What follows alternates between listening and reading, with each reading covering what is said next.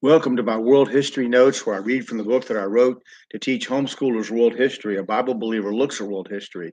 You can find the book on lulu.com, amazon.com, or at the Bible Baptist bookstore. Just follow me here. And if you're of a mind, subscribe to my channel. So, we're going to briefly touch on Africa, India, China today, and keep moving back and forth all over the world. As you've seen, I've tried to cover as many events in the world as has been recorded and places so that just a survey, it's not real deep. So you would hear these names and places and maybe look them up yourself and try to come to a better understanding.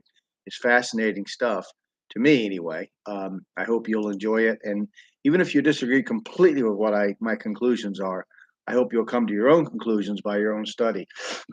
So, excuse me. In Africa, the French conquered Algeria in 1830. Back in 1806, the great Ashanti king Osei Bansu conquered the west coast of Africa in the area called the Gold Coast.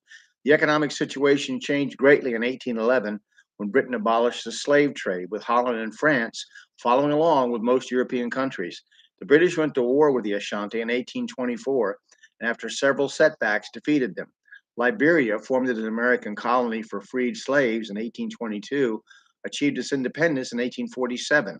In South Africa, Britain took the Dutch Boer colony after the Treaty of Paris officially ended the Napoleonic Wars in 1814. Boer and British interests collided, and a growing friction developed in the early part of the century because, with the abolition of slavery, the Boers felt that they had not been adequately compensated for their loss of slaves. The Zulu began to move southward into South Africa and became a powerful warrior army under Shaka beginning in 1816, and the Zulu Empire was created between 1819 and 1828. Boers, these are South Africans, Dutch Africans. Boers, chafing under the British control, made what was called the Great Trek of the Boers between 1835 and 1837, when 12,000 of them moved north to create states independent of Britain. British Boer, Bantu, and Zulu fought back and forth during the period. In India and China, India came under control of England, and the Second Sikh War ended in 1849 with the British annexing their territory as well. The Sikhs are a community of people living under a religion founded 500 years ago by a teacher named Nanak, or Guru Nanak, who died in 1539. Guru is in Hindi, Indian word meaning teacher, like rabbi in Hebrew. Typically they wear turbans. You'll see them. You might think they're Indians, but they are Indians. People from India who are Sikhs will wear turbans. It's one of their things that you can notice them by. I had a Sikh cavalry sword when I was a kid as a toy. Sikhs live predominantly in northwestern India. They're pretty peaceful people. So normally, under normal conditions. Southeast Asia became increasingly under British control during this period, with Singapore being founded by Sir Stamford Raffles in 1819. In China, in order to force it to continue to allow the sale of opium to the Chinese people, the first Opium War was fought between 1839 and 1842.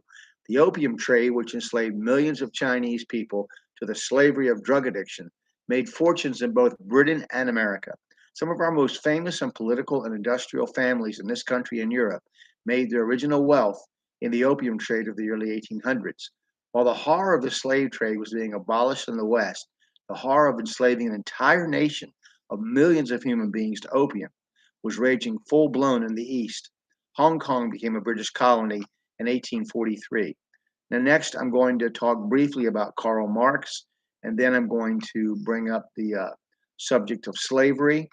This is from a world point of view. And after that, we'll go to Christianity, arts and sciences, things like that.